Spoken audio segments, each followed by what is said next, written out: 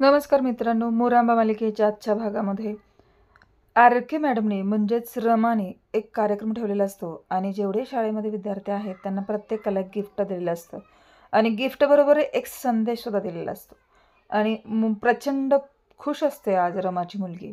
कारण तिला असं वाटतं की आज माझी आई मला भेटणार आहे आणि म्हणून तिने प्रचंड सुंदर फ्रॉक घालून रमाला दिलेला. ती येणार असते, पण तिच्या बहिणीने तिला खूप विचित्र अवतार केलेला असतो, अगदी मांजरासारखा. पण ती जाऊ नये, तिला उशीर व्हावा म्हणून ते सगळं केलेलं असतं. पण ज्यावेळेला ती आत येते त्यावेळेला तिला तिथं थांबायला सांगून अर्था पाणी प्यायला गेलेली असते. अचानक लाईट जातात आणि चांदण्या चमकायला लागतात आणि चांदण्या चमकल्यावर एक तारा तुटताना तिला दिसतो आणि ती विश मागते की माझी आईची आणि माझी भेट होऊ दे. आणि तितक्यातच समोर एक तिला परी येताना दिसते आणि ती प्रचंड खुश होते. ती म्हणते, परी तू माझी आई आहेस ना? बरोबर आहे ना? तू मला भेटायला खाली आलीस ना? तुला मी आवडत नाही का? तू माझ्याकडं का राहत नाही?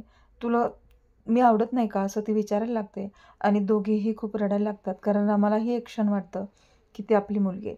खरं तर ती रमाचीच मुलगी आहे, पण रमाला हे माहीत नाही आहे की ती आपली मुलगी आहे.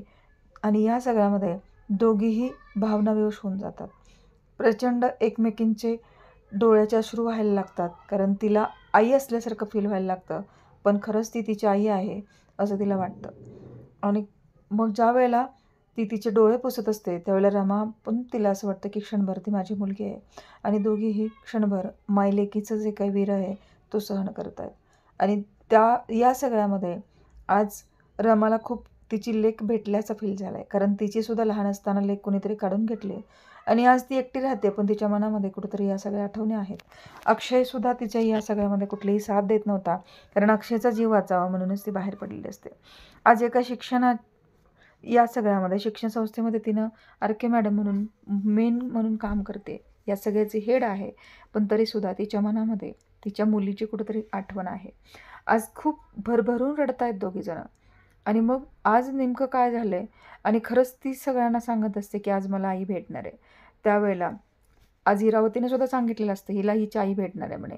हिची आई कुठं गेली आहे? हिला सोडून तिला कधी भेटायला तर आली का? आणि ती चालली म्हणे आईला भेटायला आणि म्हणून तिने सुद्धा असं प्लॅनिंग केलेलं असतं की जेणेकरून रमाची आणि तिची भेट होऊ नये.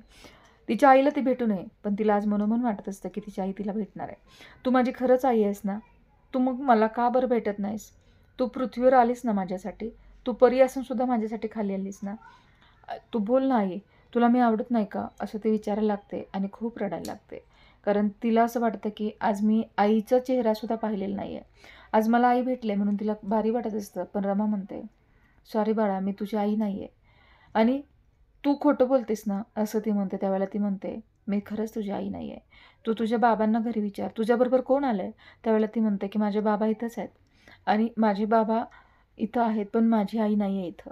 त्यावेळेला ती म्हणते, तू या सगळ्यामध्ये तुला कुणी सांगितलं मी तुझी आई आहे म्हणून? तुझी आई कशी दिसते? त्यावेळेला ती म्हणते, मला माझी आई माहीत नाही आहे कशी दिसते. ती तर देवाघरी गेली ना, ती ढगात गेली ना आणि म्हणून मला असं वाटतं की तू माझी आई आहे. देवानं माझ्यासाठी तुला पाठवलं आहे आणि बघ तुझ्या हातात स्टारसुद्धा आहे, म्हणजे तू माझी आईच आहे. खरं आहे ना? ती ओरडायला लागते, पण रमा मात्र डोळ्यातून अश्रू काढते, कारण तिला खरंच माहीत नसतं की तिची मुलगी आहे. आणि मग तुझ्याबरोबर कोण आल्यावर ती म्हणते की बाबा आला माझ्याबरोबर माझ्याबरोबर दुसरं कोणीच नाही आहे.